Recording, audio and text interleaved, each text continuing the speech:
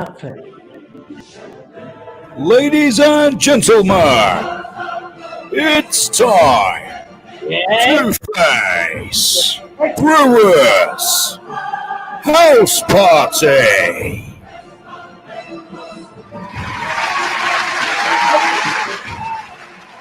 Ian, it's getting better and better. That was almost perfect, Ian.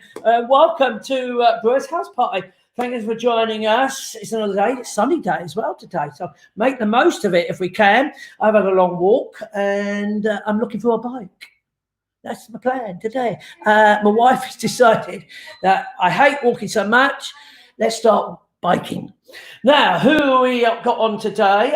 Linda Thomas is saying you're watching on the telly. In fact, I've just been told over 100 of you now watch on the YouTube on the telly. How fantastic is that? So, well, it's not probably seeing me at this side, but thank you for joining us. Linda Much, Scott Botel, Carol Patience, thank you. Tony Thomas, Daniela, Kristen Creed, Christine Sutcliffe, Tony Joseph, Linda Gibson, lots of you, Jackie Reddington, thank you.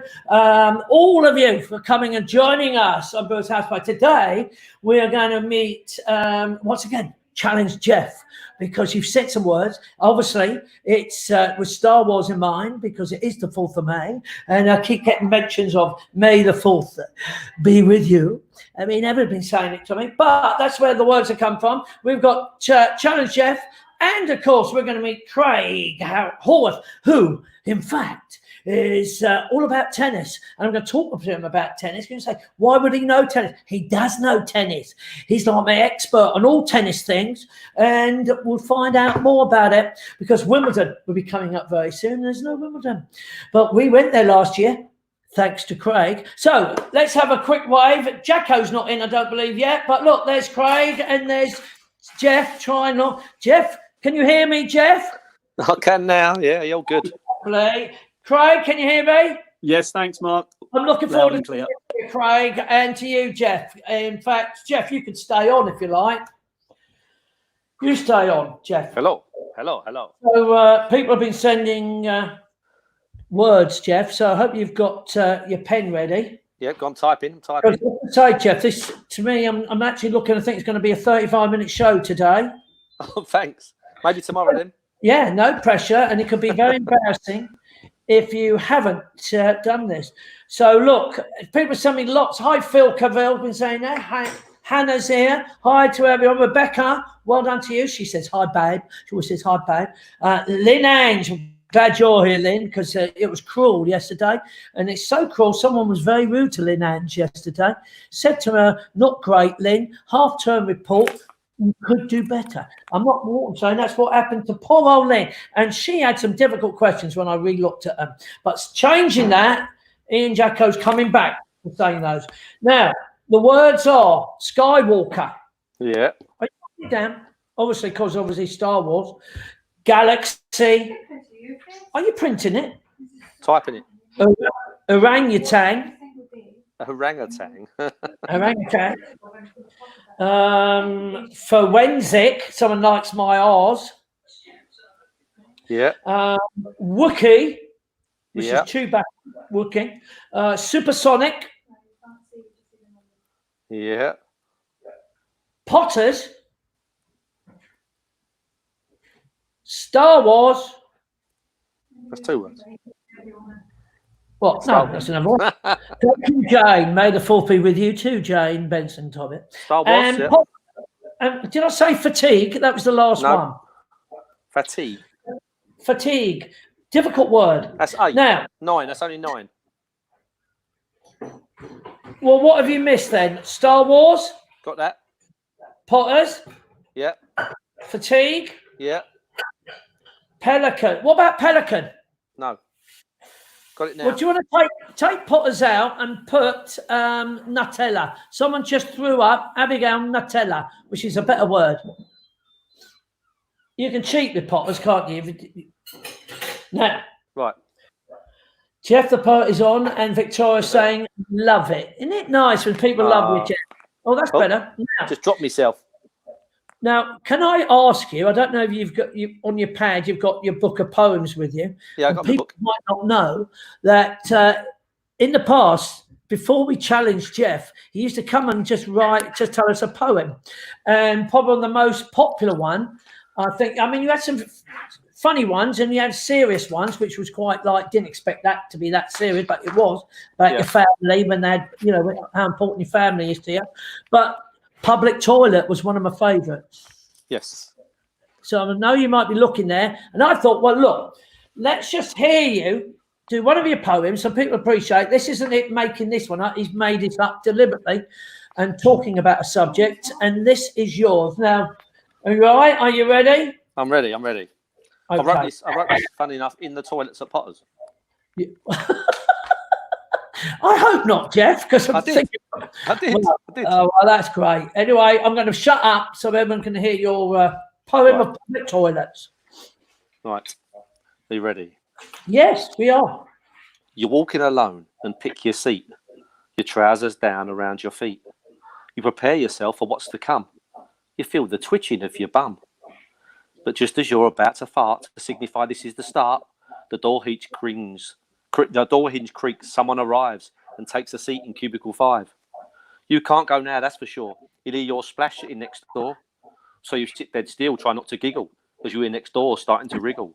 He's desperate, he's dying, he needs a loo. He can't hold on to his number 2.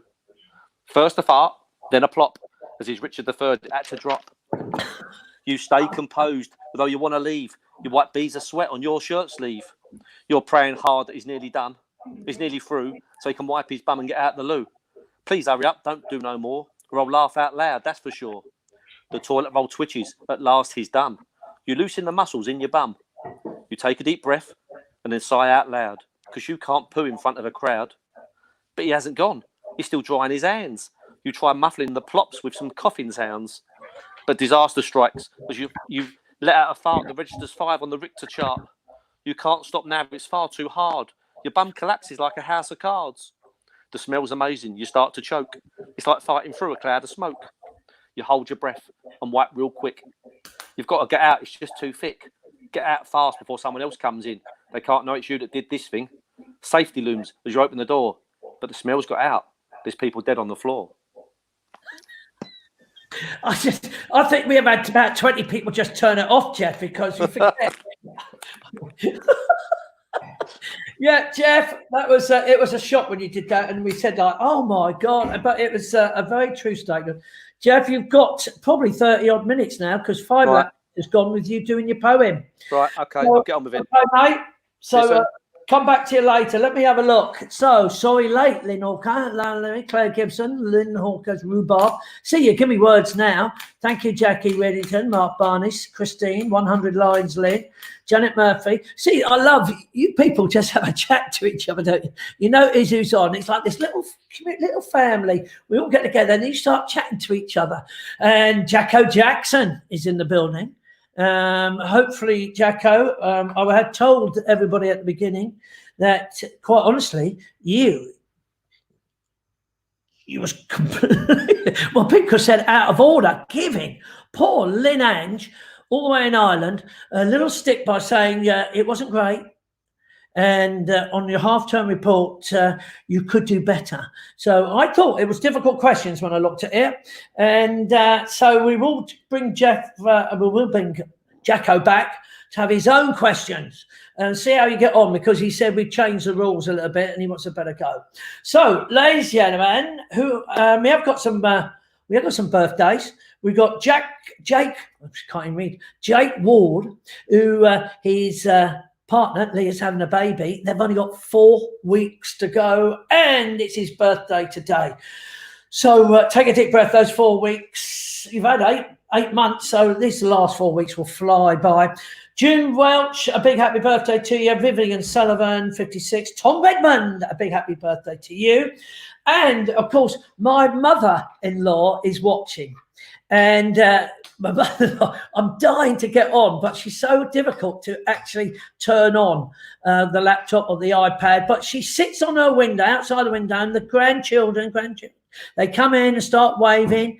And this is another picture from another grandchild waving from the other side of the bow windows. And there's you, Jeannie, who's actually watching. And when we can, we will try and get you on. But of course, if anyone experiences, she's 88, and when she talks to you live feed, all you see is the top of her head. It's one of those conversations. And then, of course, one of the million grandkids. So there you are. The boys are there. So it's Amanda's boys. So thank you, Jeannie. We sent that to you. So, Jeannie. Right. So tennis. Do you know last year? A little treat for my wife.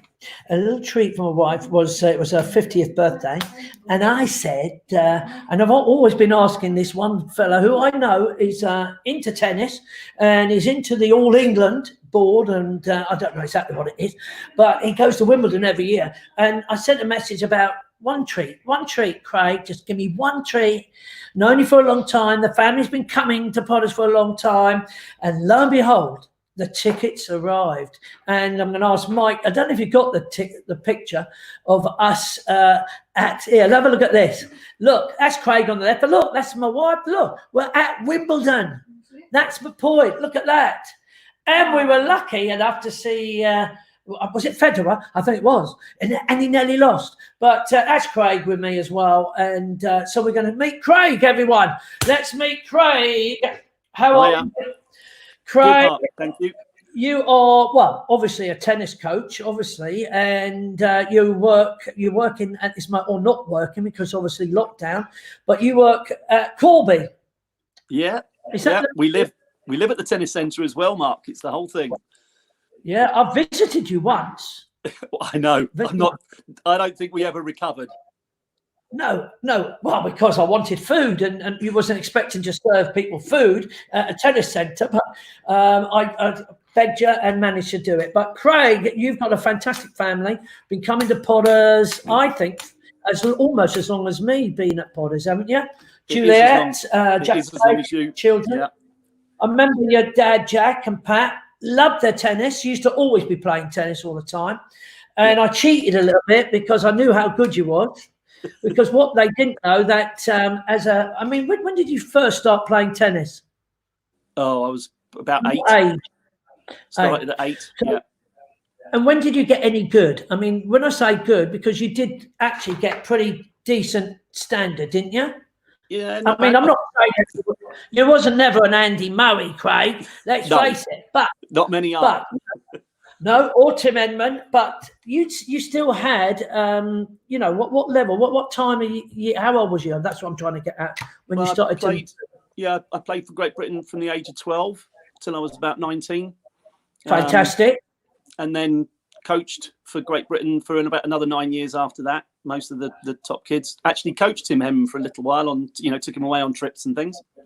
Wow. So, yeah. Is this Tim Hemmon as a kid?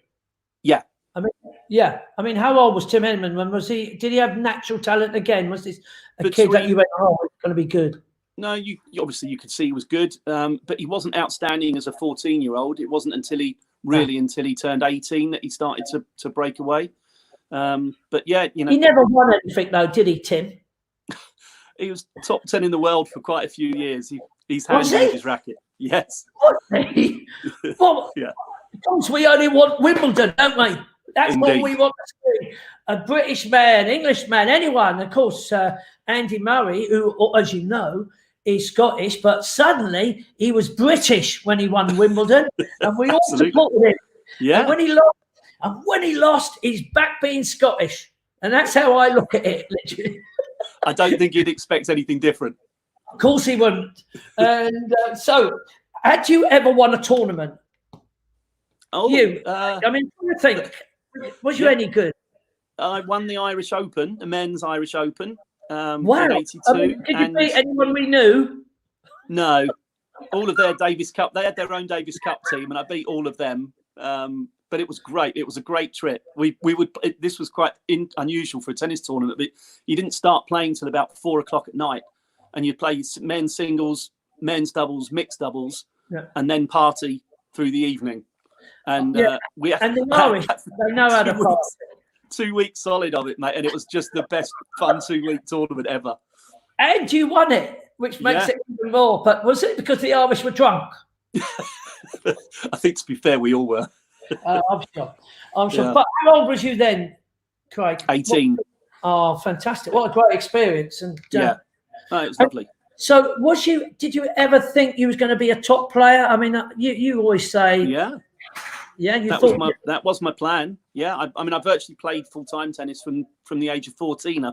I hate to say it, I didn't really go to school very much, so I was playing full-time tennis. But as I say, I was playing for Britain all that time. I was number 2 in the country all the way through the junior age groups. And who was number 1, Craig? A guy called Paul Heath. Never heard of him. He lives in America now. Never heard of him. Guy. Good guy, good player. He might be good player, but we never heard of him, Craig. 4 of us from my age group, Mark, we got to the last 16 of the junior event at Wimbledon, and Paul and I got to the semis of the doubles, the junior doubles. Have you got that on video and stuff? Have you got all that to look at? No, got a couple of still photos, I'm afraid, but that's about it. You know, that's the sad moments, isn't it? It's the fact that today's everyone videos everything. Everyone's using their phone. Even if you don't get TV coverage, people's filming it, aren't they? And they go back, and it was so far back. I mean, how old are you now without being obviously 50 something? 56. Oh, you are. I don't look it. No, nor do I. I'm only 54. As you know, you've been to my 60th birthday. So, so we at Potter's, I was terrible, wasn't I? Because I knew your level. And do you remember the barman who was really good at tennis, and he thought he was so good? I mean, he was beating us all. And then, of course, you came for your week, and we set him up and said, "Oh God, I've got to play doubles with this guy, but he's rubbish." And I set this. I'm trying to think of his name. I can't think of his name. I can't remember. Tom, I think. Anyway, he was a decent player to a point of view that nowhere near county. And so I announced it that staff is going to be, playing, and mentioned that you were going. Of course, I let the word out that, that most people knew your level, really. Yeah. This guy obviously didn't, Barman. And out you came, and we said, let's have a singles first. And you were hitting the ball with the wrong part of your bat, wasn't you? I'd hired a racket from reception. Yeah. And the great moment was when he walked over to you and he started coaching you. He was actually coaching you. He was actually saying to you, no, look, just hold it like that and all that. And of course, we're saying, and I'm going, thanks, Tom. Well done for that, mate. Well done. Thanks. Come on, Craig.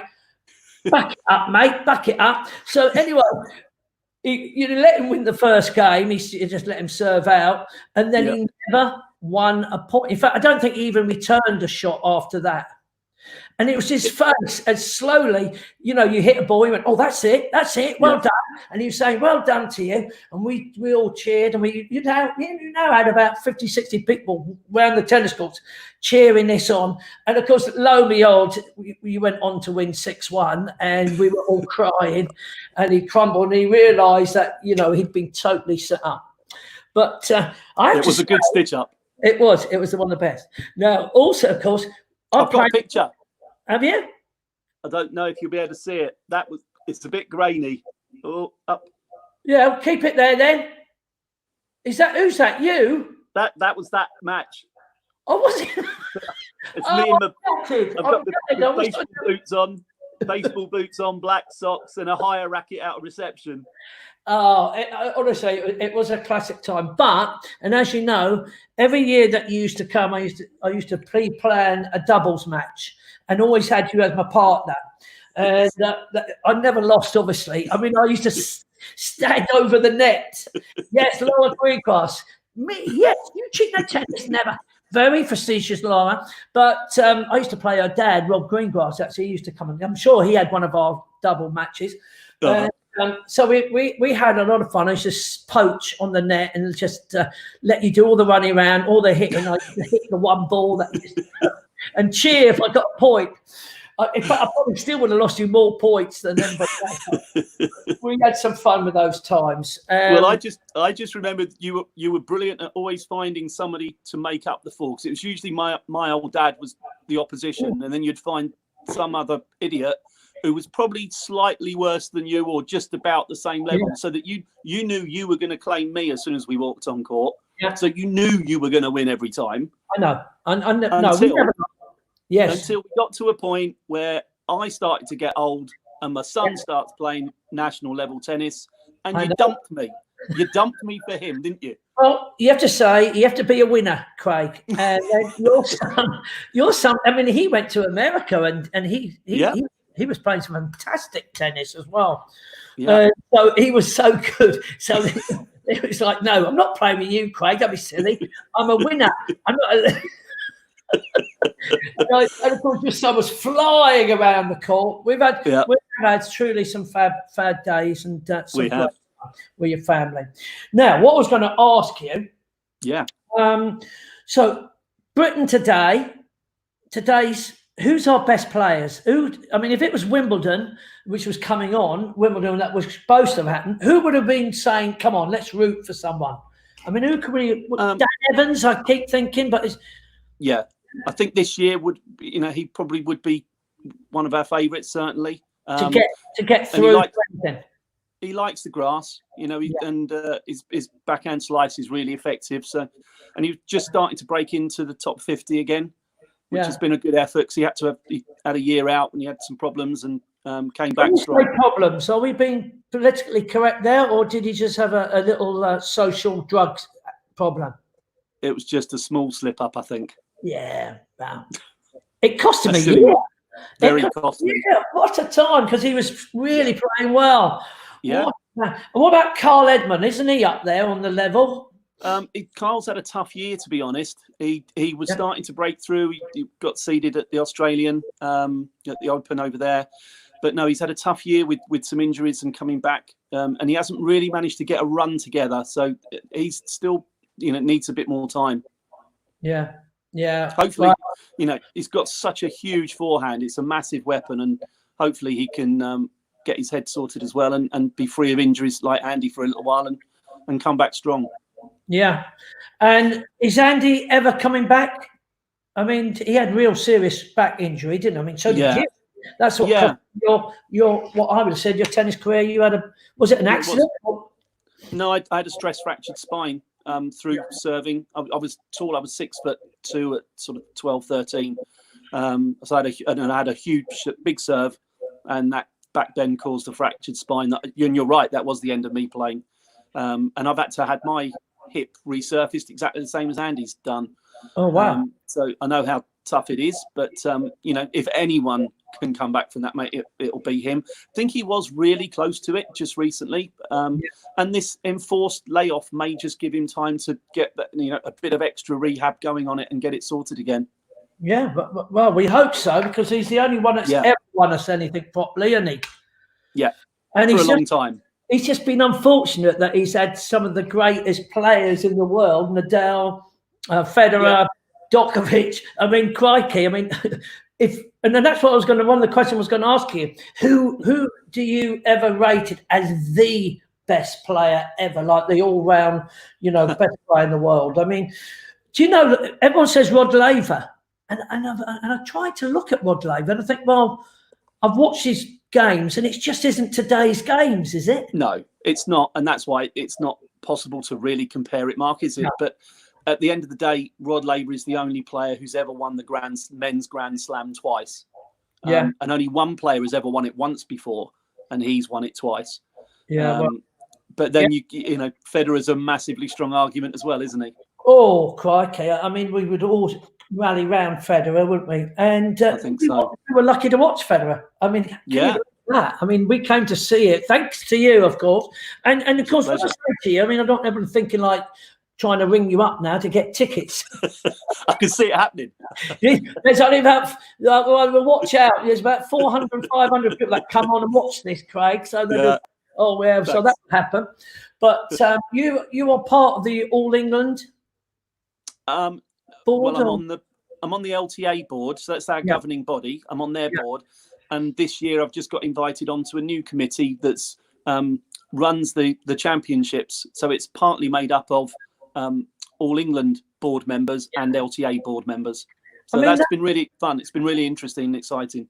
And that's prestigious as much as anything, isn't it? I mean, it's as big as you really ever want to get to, isn't it? Unless you could. Yeah, it is, Mark. It is. Absolutely, it is.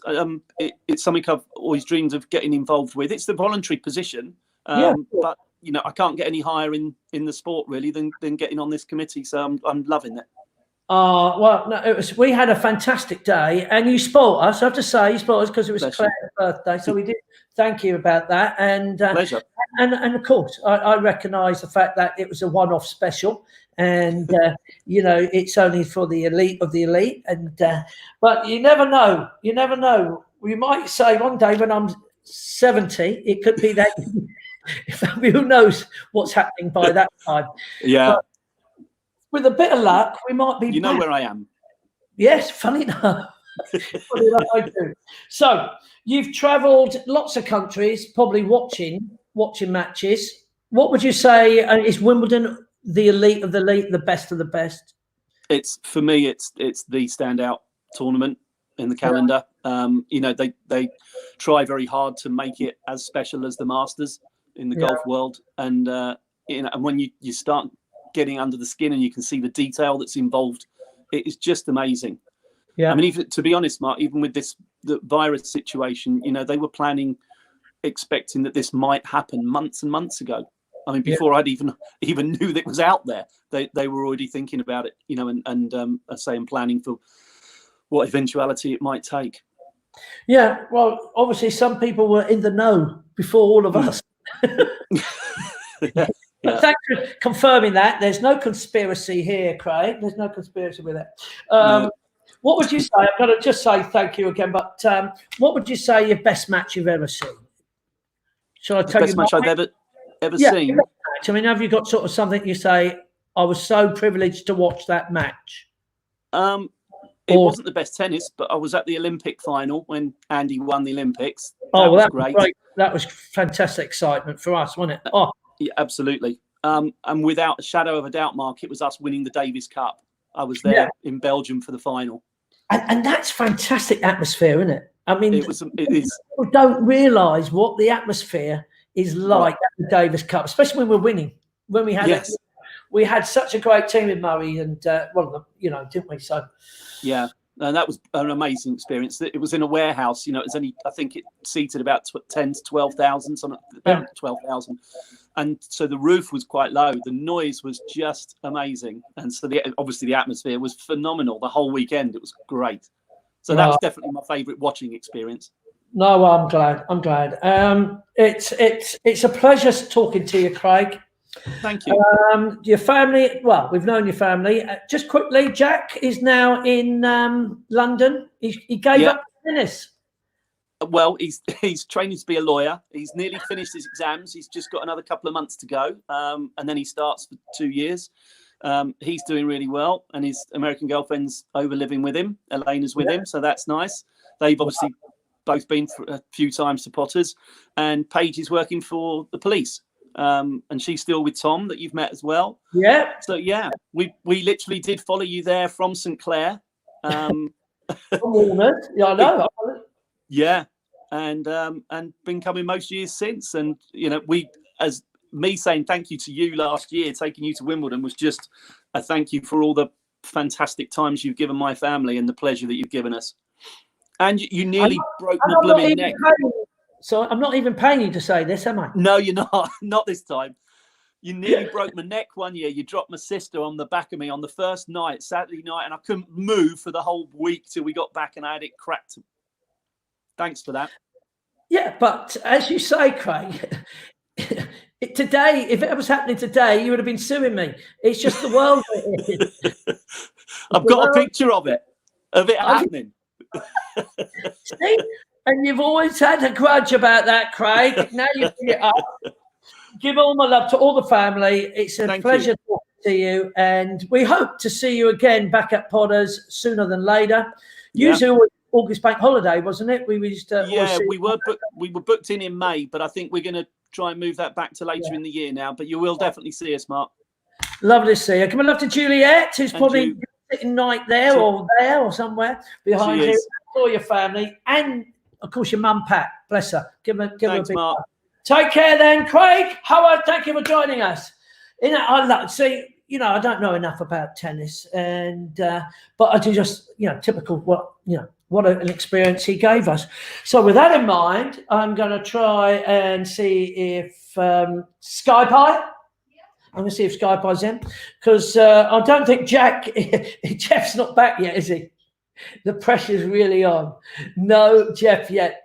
See, I did warn him that we're calling him, but we're going to give him one last chance to come back, because we're going to see Jacko. Jacko, where are you, mate?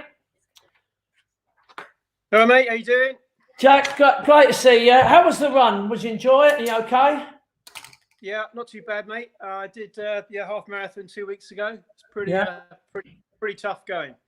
It just shows you. But I tell you what, you've lost a lot of weight. You look really well. I mean, you look good, mate.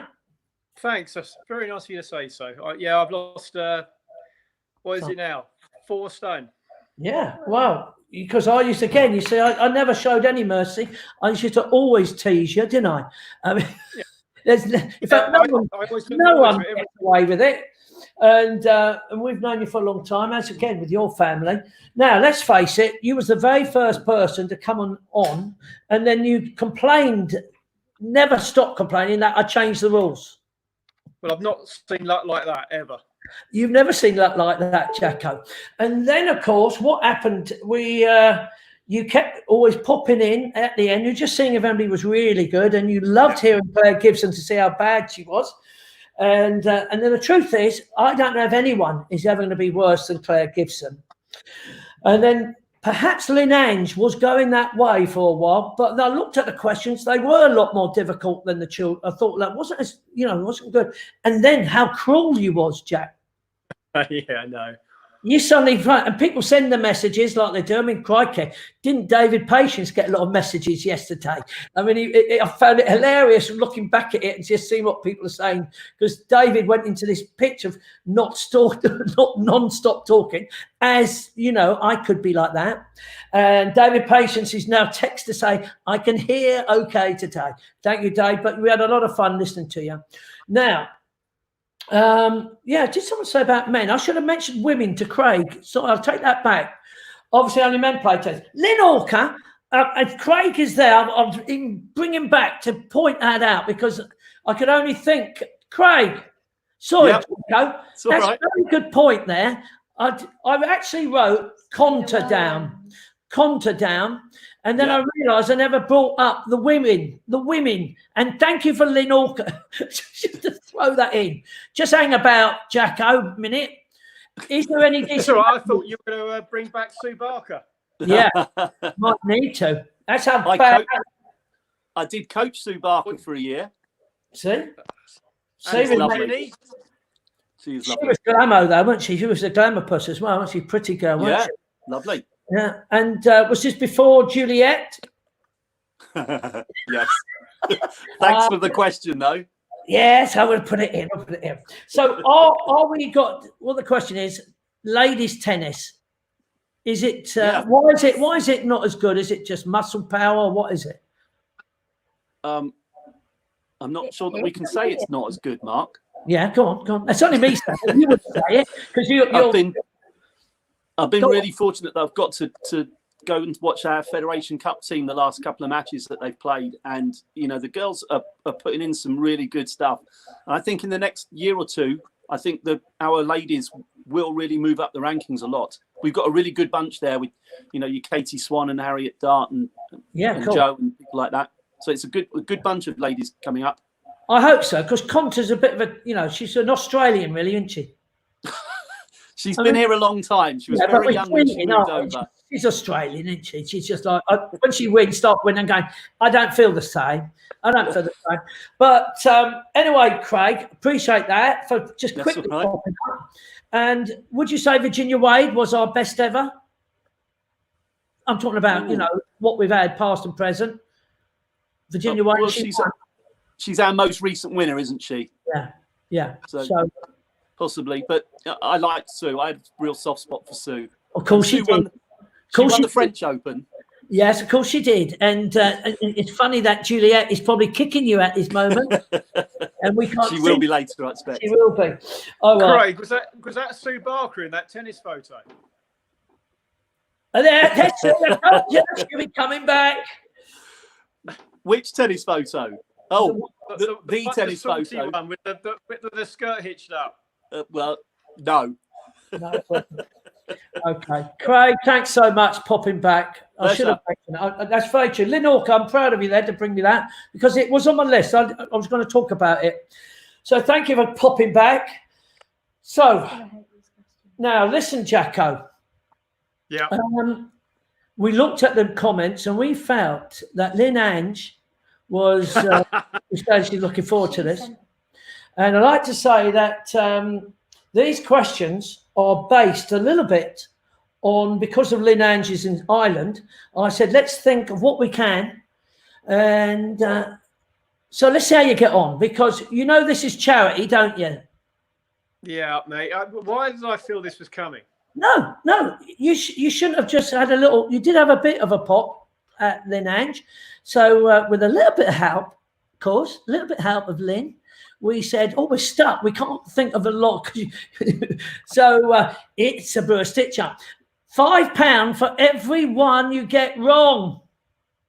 Right. You've got to get them right. And if you don't get them right, it could be... My connection's going. Hang on. Yeah, of course it would, Jacko. No one's going to believe that, Jacko. Can't stop it. Yeah, let's see how you get on. Because I'll be delighted that you get any of these. I'm delighted. So Sky Pie, I'm going to hand you over to Sky. And let's see how you get on, Jacko, from Lynn Ange. Ireland. Think Ireland. Here we go. Yeah. You're not timing it. Oh, yeah. Forget the timing. Okay, forget it. Forget the timing. I'm just happy that this is charity. This is for VE Day coming up May the 8th, Friday. Are you ready? Can you raise some money? Go for it. God. Let's do it. Who hosts the Irish Late Late Show? Someone Donovan. No, so close. How many counties make up the island of Ireland? How many counties? 15. Not even close. So What is the name of the President of Ireland? come on, now we're going like the president. Seamus O'Murphy. Almost. So again, he's so close. What is a hot press? In Sounds Ireland. exciting. Yes. Is it when you get your trousers done? Oh no, it's not. What sport is played using a sliotar? Think Ireland. Yes, you've got one. What is a culture? It's the difference to a hottie. Oh, so close again. I'm gutted for you. What are you doing if you shift someone? You move them over. Move them out of the way. It's kissing. Julie, it's not mean. Where are you going if you visit the Jacks? The toilet. Yes, you got two. You are level. You're still level, Clegg. You still only got to get one more right. What was the Irish film location of Winterfell in the Game of Thrones? Da-da-dum-dum, da-da-dum-dum, da-da. Game of Thrones. Lindisfarne. Never watched it. No. You- No, never seen it. Moving on. Okay, last one. You've got to get this to beat Carol Gibson. Which county in Ireland is known as the Rebel County? County Armagh. What? Cork? Armagh. County Armagh. Cork. All right. Cork. You didn't. Cork. Too late. Too late. No, mate. You don't deserve it. It means he said Cork. I said it. Thank you, Mike. I was giving you. On the Irish question. No, it doesn't matter. You've only got two. That's so hard. You I are. know. Look, it doesn't I wouldn't matter. have done it, yeah. Look, those questions came from Lynn Ange. She's probably sitting in Ireland now, laughing her head off for you, and she can say any comments you want to say now, saying how rubbish she was. Go and get a school report. It will say do better. Never known. She's wrote, never known luck like that. And you have just raised £40, Jacko, for Over the Rainbow, which is on Friday. Thank you, Linda. Jacko. £10 short of 50. Yeah, almost. And not only that, Claire Gibson now holds the rank with you as the worst ever. Oh, I think that's a bit harsh. No. Well, I was trying to avoid that. I was giving you the answer at the end, so you wouldn't be. Couldn't hear you. No, doesn't matter. Jacko, keep fit, mate. Keep safe. Right, mate. Give me love from your dad, Keithy. Lots of love. Thanks for coming. Thanks for being here. £40 raised. And Lynn Ange, revenge. Jeff the Poet is in the building. Jeff, here we go. Hello. Did you find this hard, Jeff? Because you it was tougher. I didn't take It- that much longer because I started later. Face. Yeah. My daughter is taking the mickey here, You saying, look like an astronaut. yeah. Well, fun enough, the poem's about Star Wars. Well, it just Oh, worked that's out. very relevant then. I'll So, apologise to the parents of children. Yes, May the 4th be with you. It is 4th of May. Lots of people brought words up around Star Wars. You've got 10 words. What were the 10 words? Skywalker, Wookiee, Galaxy, Orangutan, Forensic, Supersonic, Nutella, Star Wars, Fatigue, Pelican. Okay, Can we'll I check just them say, off. imagine if I married someone with the last name Walker. Wow. Did you see that? The official You would be Skywalker. Walker. See? So you understood that. No. So is there any walkers out there? Any single men, walkers, who've obviously got a lot of money, I love Star got to have a lot of money, who's also handsome, please contact. They've got to be walkers for Sky to be a Skywalker. Now, visit marysky.com. No, please. I had a funny dream once Go about my daughter getting married and what the surname would have been, but I'll have to tell you it afterwards. Okay, all right. Obviously, But it made me chuckle, and I don't know why I had such an obscure dream. right, that's something that you can share with me. Not everyone. Lynn Ange says she's going to give the £10 for those you got right. So thank you, Lynn Ange. Well done to you. Jeff, let's hear your poem. Sky's going to tick them off, the words. Right, Here we go. apologies. Right, is this naughty? No, need to take a little one-line sort of issue. Okay. Not much. Okay. I had the strangest dream about a hairy giant and strange fella. So kids don't eat the food before bed, especially Nutella. Nutella's in. It started on a spaceship with me drinking gin and tonic. I spilt it down my trousers as the flight went supersonic. Yes. We stopped suddenly with a jolt. Where the hell could we be? Planets all around. It was a brand new galaxy. Although I was pretty tired, I was driven by intrigue.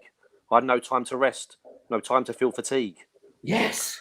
We soon landed on a nearby planet and was quickly surrounded by a gang. A talking duck, a giant dog, a blue orangutan. Good. We needed help to save us. They looked like they all wanted nookie. But just before they probed me, I was rescued by a Wookiee. Cool. We headed to a portal, lasers blasting as we ran. Shot at by a monkey and a pelican.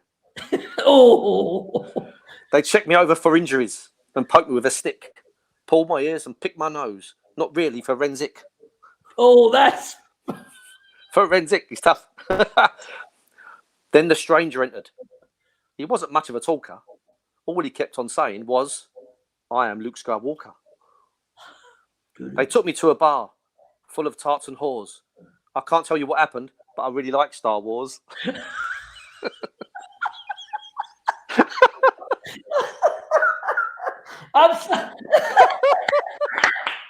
Oh dear, Jeff. Thank you. So, it makes you laugh as well, Jeff. I can't help it. Thank you so much, Jeffrey. Thank you. Jackie Riddleton has just said, Jeff, you're so good. She's crying. We love the poem. Thank you, everyone. No worries. Jeff, appreciate that, mate. Thanks for coming back on. My pleasure. Speak to you later on. And yes, thank you, all of you. Matty Lawless, Roy Walker, of course, Roy Walker. Is that a name? Robin is a Walker, as is and is available. Thank you, Lynn. That's an Walker. We wanted a Walker. Lynn, that don't work. So, everyone, we're getting nearer and nearer to Friday, which, of course, we're raising money for NHS and NARS, which is first responders, voluntary first responders. Every pound raised, Potters will match it. And we've got a limit. We've gone from £10,000, so we can raise £10,000. Potters will also put in from the Friends Foundation on behalf of Brian Potter, MBU, sadly passed away. It's because of that charity. We are also funding another 10,000, so we can raise on Friday £20,000. We hope so. It's going to be 10 o'clock to 10 at night. It's going to be mayhem. We'll be trying to help with the links. If something goes wrong, I'm going to be sitting around and just joining in where they need to be joined in. I'm also going to be talking to Tony Cottee, who is one of our great West Ham Heroes footballers, great scorers of his time, great striker, and he's going to come on board on that day. But Christine Mustine Bive says she's already donated. Thank you, darling. That's very sweet of you. We'll give more details of how you can donate. And I never thought of mentioning that. So there we are. I'm not here tomorrow, guys. Tomorrow's my day that I've been promising my wife that I'm going to do the fence, do the weeding and do the compost because they just don't move. And the decking. Things haven't moved on. So I've sort of said one day off and that's the plan. So don't forget Wednesday, I'm back. But on Wednesday, I've got Peter Story coming on board. And Peter Story was operations manager at West Ham, operation manager at Portsmouth, Southampton, I think. He's always followed Harry Redknapp, so he's great pals with Harry. Also, of course, he's been coming to Potters for, I don't know, at least 20 years with Fran and the family. So Peter Story is coming to tell us one or two stories from the past and present with the great Harry Redknapp. Not saying it's Harry coming, but no. And also, Only Fools and Horses. Yes, we've got Andy Mace coming and they're planning to open in October. That's where they're planning, I'm sure. Might be in September, but we'll find out. Andy Mace, who played Grandad for at least 4 or 5 months and took over Paul Whitehead. So I'm saying to you all, tomorrow I'm off. But come and join me for Wednesday with Peter Story and Andy Mace from the West End, Only Fools and Horses. And we'll have one more go and see if there's anybody else can be smarter than Claire Gibson. Thanks for joining me, everyone. Thank you, Lidange. Lots of you from all of us. And Michael, goodbye. Thank you, Colin. Goodbye, everyone. And Sky just said, ta-ta. Don't forget, we're looking for a walker to make Sky Walker for Sky. Got to have money. Thank you, Mike.